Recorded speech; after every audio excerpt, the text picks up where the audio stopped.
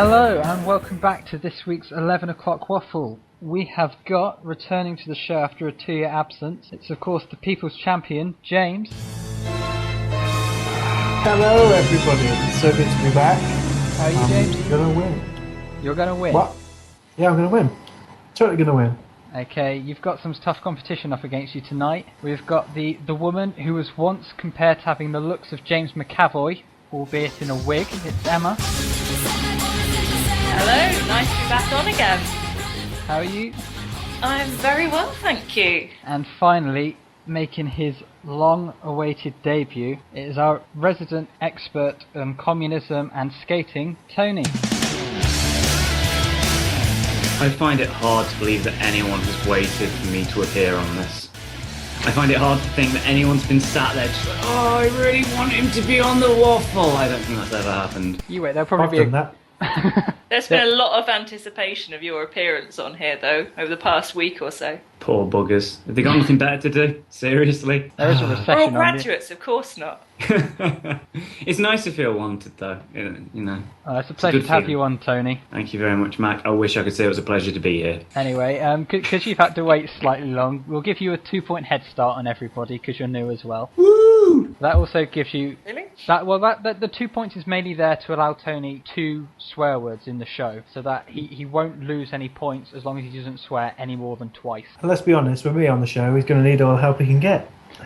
Woo! Yeah, right. I'm going to take you down. Shall we begin? Let's do it. Bring it on. Okay, Yeah. so question number 1. It was the Dorset knob throwing competition in Catterstock at the weekend. Over 700 biscuit athletes took part to throw 3 knobs underarm. Last year's contest was one with a record of 29.4 metres. So what other bizarre contests and competitions are there? James, you're feeling confident. What have you got? I've actually got 3 different ones that I thought were quite interesting that I discovered online this week. My favourite being extreme ironing, which is it started as in 1997. Some bloke in Leicester, his wife had told him he needs to do the ironing, and it was a nice day outside, so he took the ironing board and all the clothes outside, like out into the park or somewhere, and was just ironing outside. His mate walked past and asked him what he was doing, and he just nonchalantly said, doing the ironing. And since then, people have been doing it everywhere, like on top of cliffs, suspended over gorges, in crevasses, all kinds of bizarre places, like on the back of speedboats and Where do they plug the iron? pyramids.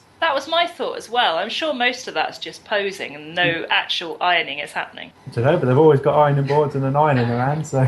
I actually know a little bit about extreme ironing, and it's true. They're not actually legitimately ironing everything. If you've got a crease in your shirt, don't go to an extreme ironer. He'll only lose it down the side of a mountain. The other 2 I come up with were the Worm Charming Championships, where old ladies get together in a field and charm worms out of the ground. They've got a time period of half an hour to get as many as they can. The record stands at 511 worms in half an hour. Nice. And there was also a hot water bottle nose busting competition, which was blowing up hot water bottles with your nose until they burst. And the record for that is 13 seconds with a man sat on it, which I thought was pretty impressive. Well, Go with 3 answers Weirdos then, out James. I think we'll go with the worm charming out of that as my actual answer. Okay, Emma, what have you got? I've decided to go for the dwarf tossing contest in Australia, Genius. which is an actual competition where midgets, dwarves, or small people, depending on the exact size and classification you want to go for, are literally chucked. They wear special padded outfits, and whoever can throw them the furthest wins. So, Wow. as Gimli says, nobody tosses a dwarf unless you're in Australia. Do we know any short people we could enter for that? Jennifer Roberts. I would quite happily throw Jenny long distances for amusement's sake. I say This we is- just go around with a net and catch us up some small people. I just love the idea of Emma running around with this big... I'm picturing like a butterfly net, which isn't very effective for catching people, but nonetheless, like running around just laughing with small people running away, fleeing. Ah! Be like something out of a Godzilla film. I feel like the child catcher, but more inept. Tony, what have you got for crazy competitions? I had a few. James stole them. because he's a dick. Why is Yeah. it going for a few? Yeah, the benefit of going first day, James. It's a fix.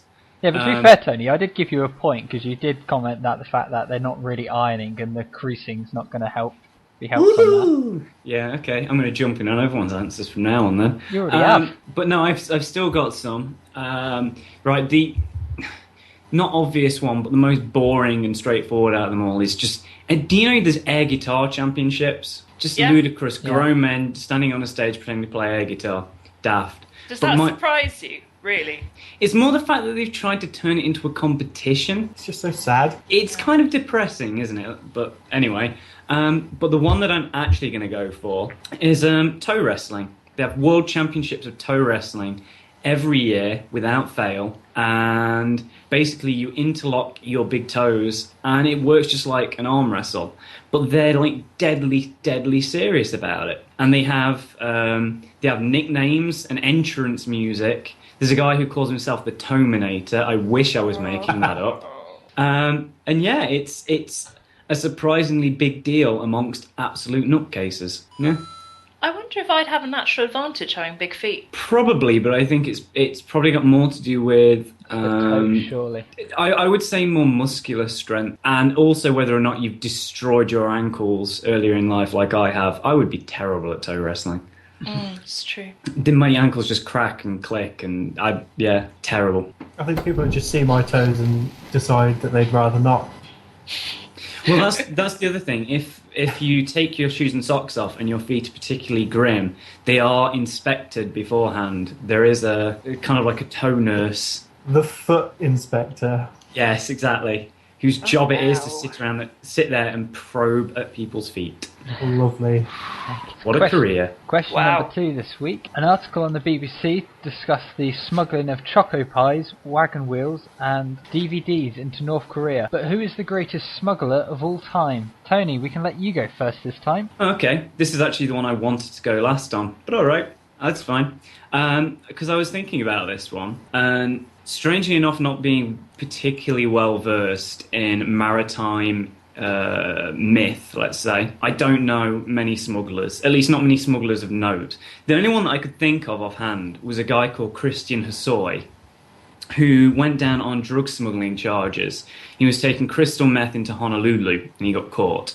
But the only reason I know him was because he was a famous skateboarder in the 80s who used to compete against Tony Hawk. But the thing is, right, I'd say he's a great smuggler because he's a great person who happens to smuggle. But I think the issue with this question, and I'm levying this at you, Mac, I think you've not thought this through, you can't talk about the greatest smuggler of all time because the greatest smuggler of all time, by definition, has never been caught. So how can we talk about him? Or her. Or her, yeah. Or it, a dog, perhaps. You think a dog is the greatest smuggler of all time? If it's not been caught, yeah. Well, there was that case of the people who tried to smuggle drugs inside a live dog. Yeah. It has happened before. Mm-hmm. It was hideously cruel, and they were caught, so it wasn't a particularly effective means of smuggling, but it has been attempted. Yes, but anyway, what I'm saying is that I think this question is null and void, and that's my answer. Well, you can think that. James, what have you got? Han Solo. I knew you were going to go for that. Han Solo. Because, he did the castle run in less than 12 parsecs. I knew. When I wrote this question, I was like, James will go for Han Solo. Let's be honest, Han Solo's a boss, right? Yeah. He's just awesome. And then I had a backup answer. If anybody's seen that Southern Comfort advert, that bloke wearing his budgie smugglers. So that's my backup answer. Man in Southern Comfort advert in his tight swim trunks. Emma, greatest smuggler.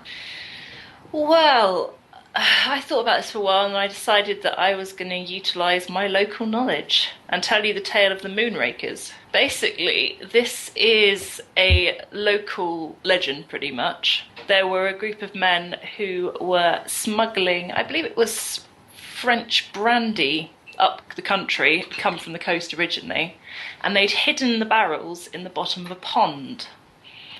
Now, as they were trying to rake the barrels out, the customs and excise men decided that they were going to pay a visit and asked the rather suspicious-looking locals what was going on. Now, being clever, as all Wiltshire folk are, they quickly looked and saw that the moon was reflected in the pond and pointed this out to the customs and excise men and said, "We're trying to rake in that giant cheese."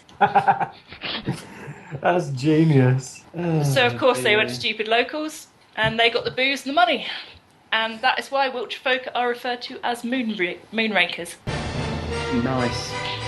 Nice. I like that story a lot. It's completely ludicrous, but I like it. Of course it's ludicrous. It's local legend. Oh, the joys of Swindon. I don't live in Swindon.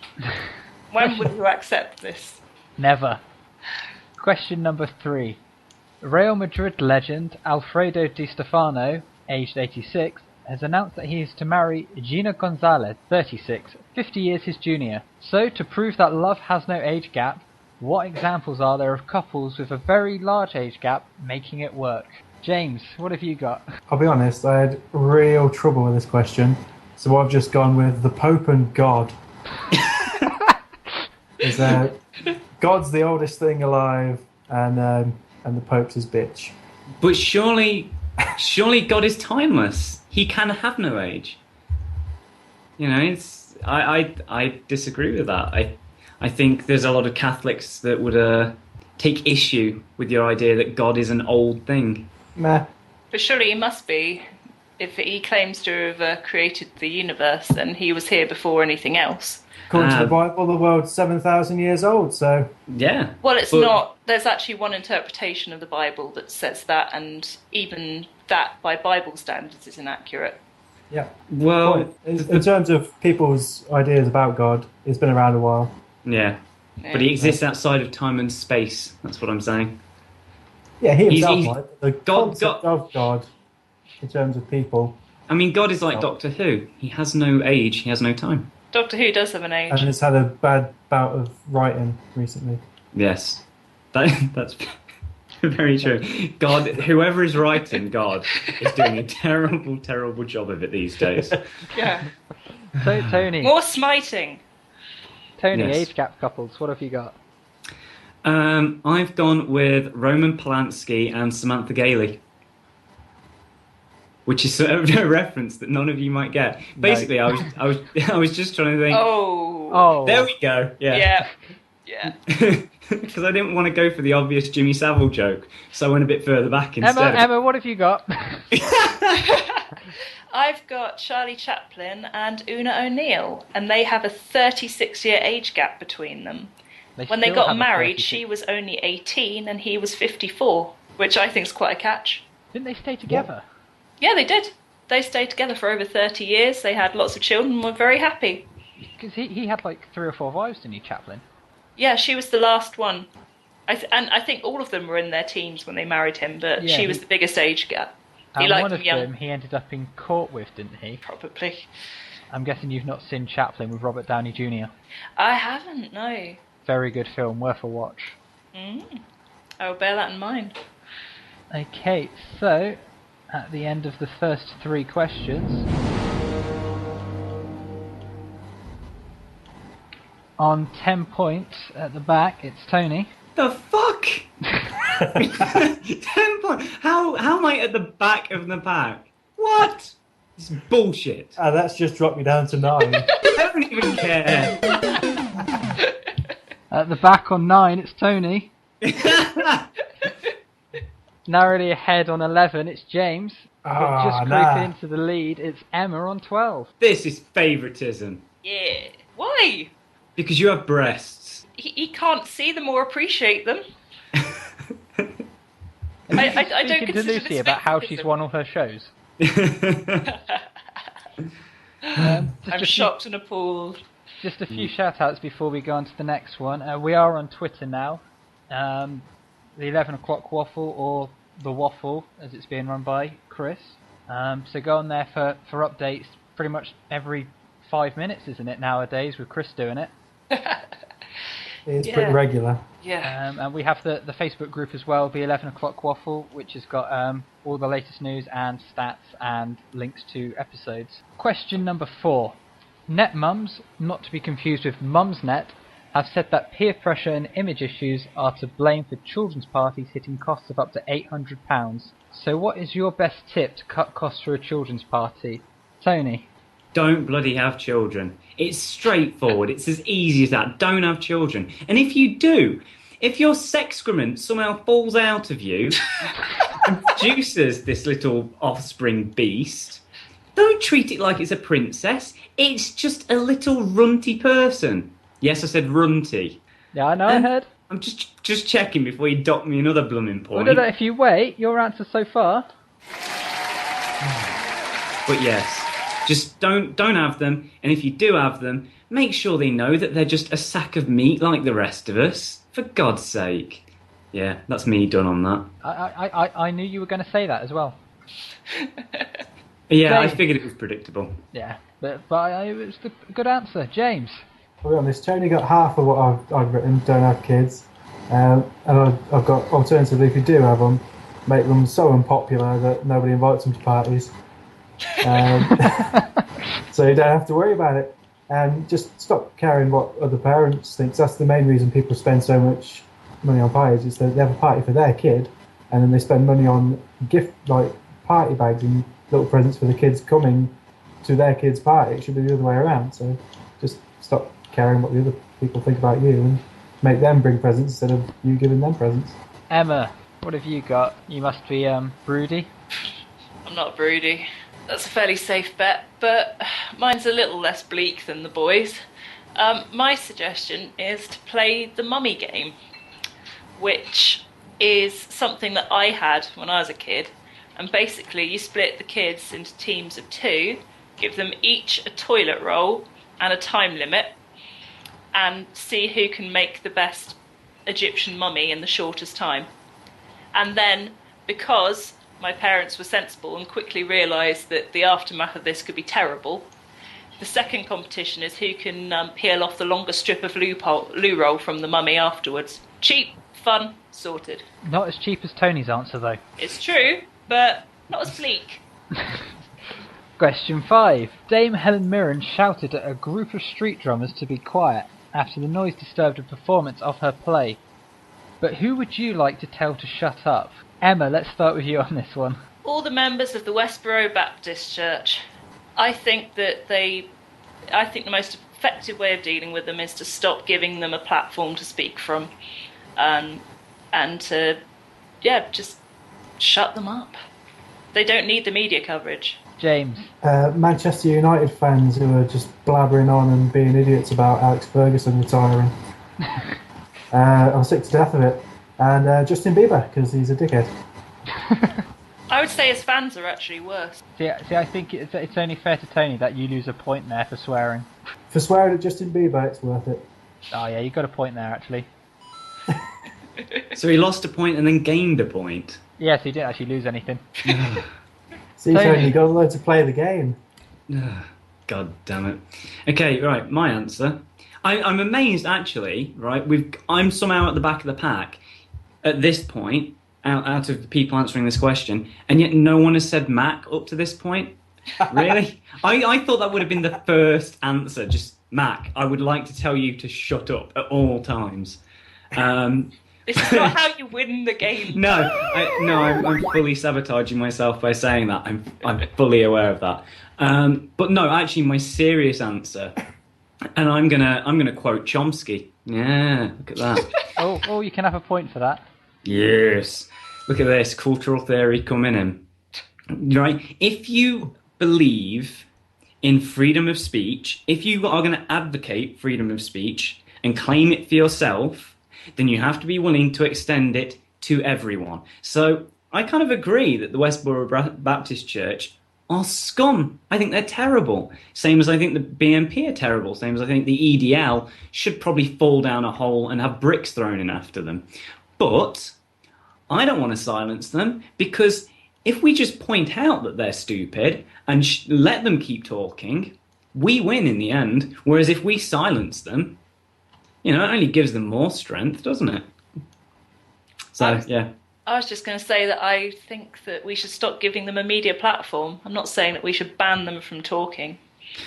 Oh, no, but that's a different thing. Right? Telling them to shut up is blocking them from talking. But I do think that we need to stop giving them coverage, definitely. Because there is too much sensationalism about, some EDL guys are walking through Manchester. Yes, so what? Don't give them the airtime. That was a very serious answer. I apologise. No, it's good. We like to go serious on this show, just not with the opening question like Ed did last week. You did Oh make God, it a bit, that was dark. it's a bit bleak early on, wasn't it?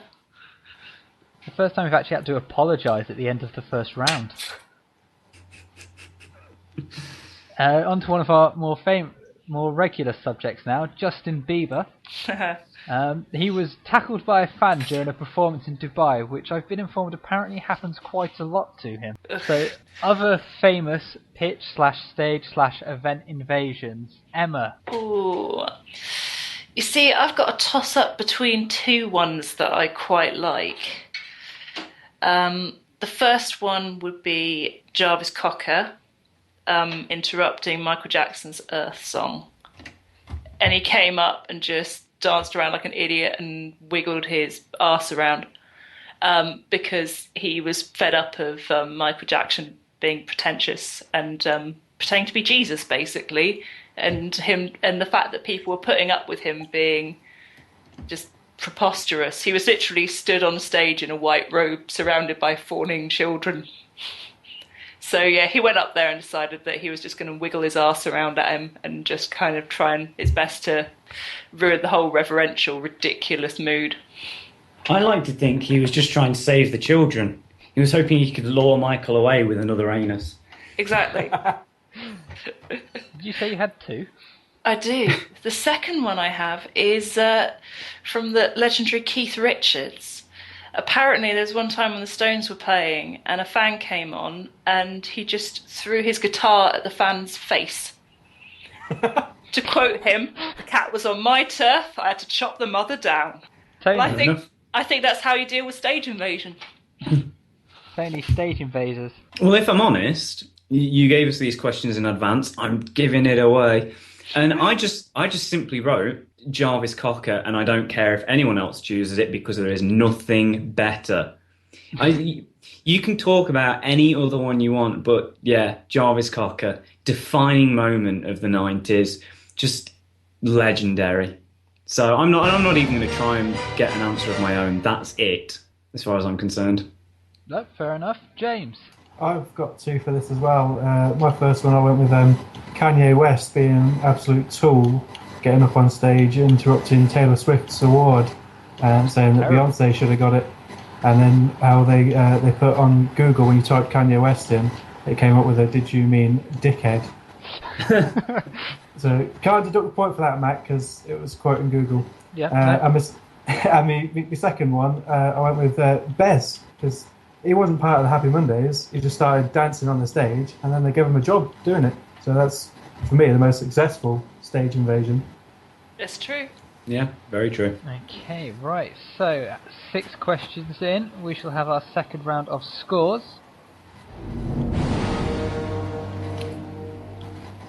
In last place on 20 points, it's Emma.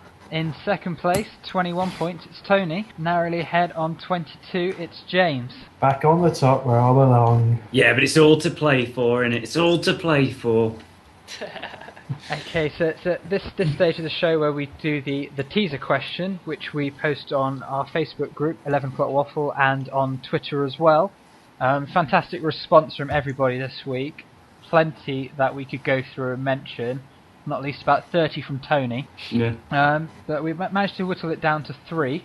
So James, Sharky and George, it's a mention. Yeah. Edgar with Lister and Rimmer. But the winner of the teaser question this week was Jenny with Nail and I. Had to be. And I should probably actually say what the teaser question was, really. That would be helpful. Yeah, maybe, Mac. The teaser question, we can edit around later, it's fine. The teaser question was after a primary school head teacher said children shouldn't have best friends, who are the greatest double acts in your opinion? And Jenny went with NLI and wins the title of winner for that week. Does she get anything for that? No, there's no prizes yet. I don't know how I didn't win with my answer of whiskey with more whiskey. To be fair, she did get a visit from Chris today, so he might have taken her a prize, we don't know. A day with Chris Stanley, that is a worthy prize to win. Don't say that. So look out for next week's teaser question, and you too could win a day with Chris Stanley. Oh, I'm going to be working extra hard for that one. Damn, yeah. Everyone wants a bit of the Stanley. Question 7. Everything to play for with the scores so tight. Tamara Moor in the summer isles off the west coast of Scotland is on sale for £2.5 million. And if money were no object, where would you like to live and where would you like to rule? Tony. I would go for America because I would impose a dictatorship of the proletariat and do a much better job of running that country than any government they've had to this point. Why am I utterly unsurprised? Just of all the countries in the world that needs a regime change, ironically, it's the one country that's so adamant about imposing regime changes. That's irony. Yeah. Emma. Ooh, which one to go for? I wouldn't want to rule, to be honest, because I wouldn't enjoy ruling anywhere. Who wants the stress of that? So I would want somewhere that I could just live and enjoy living. So my first thought was Bag End, because it would be relaxing, but then I realised that I'd spend my whole time hitting on my head on everything. So I decided that I would take the TARDIS, because it's infinitely large inside, and it can be anywhere you want pretty much, and it can travel anywhere in time and space. So if I ruled over that as an area, I'd be pretty content, because I could have pretty much everything I ever wanted. That's cheating. That's like wishing for more wishes. That is a good point, Tony. You can't buy it because it doesn't exist. Wait a second. Fictional answers come up in this all the time. Why are you going to nitpick that now? The question was, if money were no object... Yeah. Not if I could just pull something out of a fictional realm and pull it into existence. No. No, I'm sorry, but if you make that null and void, you would literally have to go back over the series and make half the answers not count. Yeah, but they didn't have a question in stating money. Also, there was that woman in the news that had a TARDIS in her back garden. Yeah, but in that case, you're just basically sitting in a box and pretending. It's like being two again. Best times of your life. I'm sure if you speak to James nicely, he's probably got about an answer or two you could borrow, Emma. Oh, that's just... Okay, if you're going to make that null and void, I'm going to take Italy, because it's probably my favourite country. It has the best wine, the best food, and it's sunny. And I would just... I would get someone who has some half-sensible policies to run it, and then I would just get myself a gigantic villa and live it up. That's actually not a bad idea, because thanks to Berlusconi, there's already lots and lots of very, very attractive women working in that government anyway.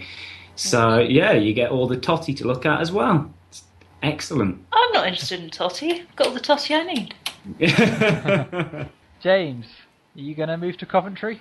Well, you've got to remember that I was voted most likely to conquer the world by our cohort. So, Indeed. So the world is my answer. I would rule the world, and I'd set up my operations in the middle of Siberia somewhere in a gigantic death fortress. Nice. Are you employing a right-hand man? I think Tony's got his CV ready. I have plenty of positions in my regime for any who want them and prove themselves worthy. There's plenty of positions you could be in with James. Yep. I've already tried my government is I wasn't a very good fit. It all comes back to Twister on New Year's Eve, doesn't it? Good I don't know, times. does it? Yeah, you missed out on that, James. It's very unfortunate. There was Naked Twister. Mac looked uncomfortable. It was. It's because he was wedged between Tony's thighs. You love it, you tart. Okay, question number 8. J.J. Abrams described being offered the chance to direct Star Wars Episode 7 as a once-in-a-lifetime opportunity he could not possibly resist. But what offer would you be completely unable to turn down? And let's start with Tony on this one. A Night with Laura. Oh, yes. That's all I could think of. That's what I want right there. Okay. No, I feel like I should revise that just in case people think I'm actually being serious. To be honest, sorry, you've joked about it too many times. I think you're actually serious. I think if it was offered, you wouldn't turn it down. I actually wouldn't, purely for the amusement's sake. Plus, I love degrading Christians. It's my second most favourite thing to do. It's so much fun. That was the sound of everybody silently wincing. Good We times. may need to employ a lawyer. But no, in Emma. all... Oh, sorry, go on. I was just going to say, in all seriousness, for the last 6 months, give or take, I've basically been living like Yes Man. Danny, what was his name? Danny Wallace? Yeah. Danny Wallace, yeah. Where basically people have just been saying, do you want to do this? And I've been like, yeah. Which is probably why my bank account is so destroyed right now. So it turns out I'm unable to turn down almost any offer. Nice. Yeah. Emma, what could you never turn down? An opportunity to perform at the Globe, because it's something that I've always thought would be amazing to do. It's a beautiful stage and theatre, and just have the chance to be somewhere that iconic. You get a pretty much guaranteed audience, which satisfies my vanity, and just to be part of that would be amazing. Okay, and James, I'm expecting something completely bonkers and ridiculous here. The chance to drive a 1967 fastback Mustang, because it is my favourite car in the entire world. Also a big pile of money. Why is 67 in particular? It's got the best styling. Also, it was bullet. Oh, really? Okay, right, that makes sense. Okay, so that brings us to the end of the questions there, and we've just got one round remaining. Before we enter that, we shall have the scores. Although while I hit that, I actually have a different button now for the scores, so I'll use that later. It's fine. So, tied at the back of the grid on 28 points each, Emma and James. Narrowly in the lead on 29, it's Tony. Mm-hmm. Tony's just sad that he's not tied to James. Actually, I'm just wondering how I can go for the final round without swearing and dropping that extra point. Got to retain this lead. I'm going to have to self-censor. So the final round now. Okay, so the final round, the guests will be required to present a news headline and then a 10-second summary of the story. I say 10 seconds, it generally ends up around 15 seconds. The story can either be true and something from the past week's news, or it can be entirely fictional. The other guests then have to guess whether the story is in fact fact or fiction, with points awarding accordingly. It's a complicated point scoring system, so I won't bother explaining it, but trust me, it will make sense. Tony, as you're in the lead, you get to pick the order things run in. Let's go Emma, James, me. Okay. That works for me. Right, so what we do is you'll give your stories. I will 3, 2 and 1 points for order of interestingness. We then go around, take everybody's true or falses, and then reveal the answers at the very end. So, Emma first. Okay, well, I was worried about other people finding the same one, so I managed to find a corker from my local newspaper, which is Bad Romance for winner of Celebrity Sheep Contest. Okay, and in 10 seconds, what's the summary of the story? Basically, Jason Oliphant, Everly Farmer, won the Celebrity Sheep Contest with Gladys, his sheep. He was dressed as Lady Gaga with a hair bow, sunglasses and a couture dress. The runners-up were Boris Johnson and Rihanna. James, what's your headline? Man saved by hungry bear. Okay, and Emma had about 15 seconds, so go. A hunter in America was having his lunch break when he was attacked from behind by a cougar. He was saved from instant death by his vest, but it would have killed him if he hadn't been scared off by a bear that came across to rifle through his lunchbox. He survived with wider injuries to back and arms. And Tony? Mine is Considine reveals contact lenses have changed his life. Okay, and 15 seconds, go. It's a story about Paddy Considine, and basically he can't see all the natural light. His eyes don't behave to it normally, and so he's had to have some very bizarre contact lenses that have apparently changed how he sees light and therefore changed his entire personality, according to Simon Pegg. It makes no sense. Okay, right. So we've got a celebrity sheep contest, man saved by a hungry bear, and contact lenses that have changed his life. Okay, they're all pretty good actually. It's proving hard to add the points on. Okay, right, so I've added the bonus points on. James, did you think that was true or false? I think that was true. Tony? Yeah, my money's on true as well. Okay, and the man saved by a hungry bear. Emma, what did you think? Ooh, I'm unsure on this one, but I'm gonna go true. Tony? I think that's false. And last for the contact lenses story. Emma, true or false? It's bizarre enough to be true. So, but then Tony's a strange man. He could invent it. I'm gonna go true again. James, what do you think? I think I'm going to go with false. So, Emma first. True or false? False. That's 2 points to Emma because James and Tony both guessed true. So, hungry bear. James, true or false? It was false. Yes. Oh, May have happened, but I just made it up. I did wonder actually after saying it. Okay, so that's 2 points to Tony there. And last of all, the contact lenses story. It's actually true. Eee.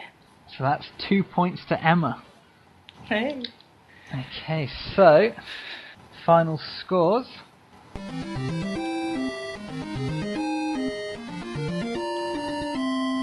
After a terrible final round, on 29 points, it's James. Don't want to talk about it. Coming in last. Oh dear. James, I thought you were winning the opening this episode. You see, that was what I wanted you to think. It's all part of a cleverly laid plan.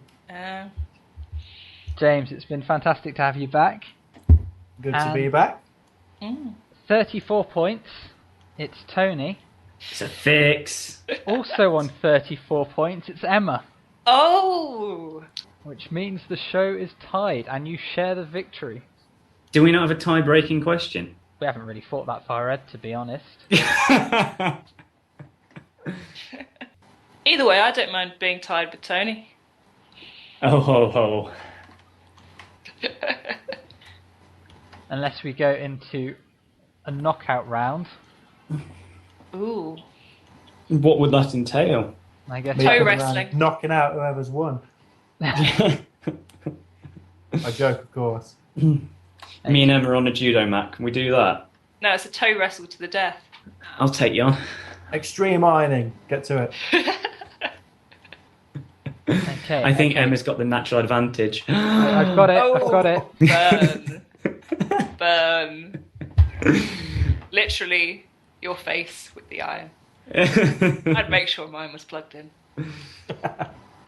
Okay, right, I've got it. So, right, because Tony was in the lead going into that, you can guess first, Tony. Right, so this week, or rather yesterday, so Alex Ferguson announced he was going to retire from football management. But in total, how many games was he a manager for throughout his entire career? Wait, you're not wording that very well. So you've got do to you get- mean how many he was manager of at Manchester United, or His ever since entire he started? career. His entire management career. His entire career? How old is he now? 71, I God. believe. 71. And you want the amount of games? How many do you... Why do you have to pick a sports question? No, I I don't. want us to guess. No, I don't mind because it's basically just a ballpark figure. So the amount of games, he's 71 years old. There's, 20-something teams in the league. So 24, they've all got to play twice. This is 20. So I would say Hang on, let me just do a bit of maths. I reckon a ballpark figure. Hang on, no, because he's not going to have been been doing it that long. I reckon about 1,840. You really want this, don't you?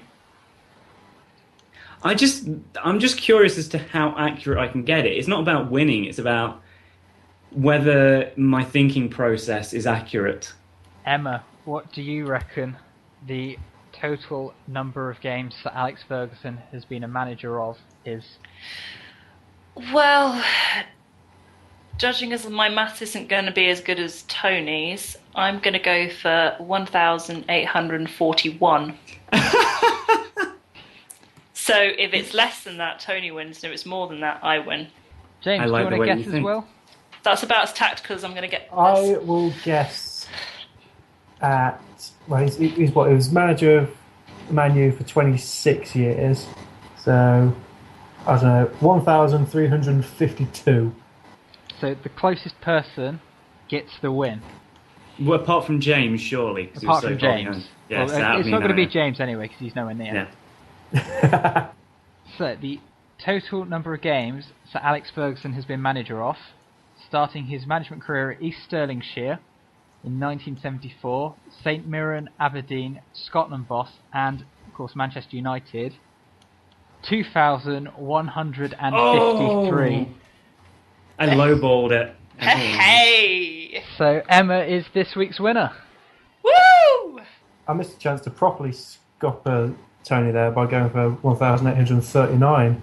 You had to be bang on to win that. See, that would have been perfect. Okay, so Emma, you've won your second ever show. How do you feel? I'm pretty happy with that. I think it was a good show. And you guys just shouldn't automatically assume that I live in a place that dresses up sheep. Yeah. That much is true. Tony? If I'm honest, the only reason I went true is that James was my closest competition, and I figured if I went true, I stay tied with him at that point, and tactical voting, wasn't it? Really? She went the other way. Yeah. Well, that's old news. But Yeah. That joke was bad. yeah. Anyway, that is it for another episode of the 11 o'clock Waffle. My thanks to James and Tony, and of course this week's Emma. This week's Emma the winner. As opposed to last week's Emma, who wasn't very good at all. She didn't even make the recording. I'm played by a different guest star every week. Didn't you know this? This week it's Michaela Strachan. You wish. When we did the wafflers to be played by celebrities in movies, Emma got forgotten about, and last minute was put in as James McAvoy in a wig. That saddens me. So that is the true stand-in for you, Emma. Good to know. Tweet us on Twitter, join the Facebook group, and share the YouTube links around, because we're actually getting our best ever viewing figures at the moment, which is fantastic. Didn't actually think we would be on almost 80 views a week ago, so thank you so much to everybody who's been tuning in and listening to us. It does really mean a lot. Plenty more episodes to come, and I'm sure you'll hear much more of James, Emma and Tony in the coming weeks. Good. Thank you very much, and have a lovely week. Bye-bye. Sod off. Bye. Go on, clear off.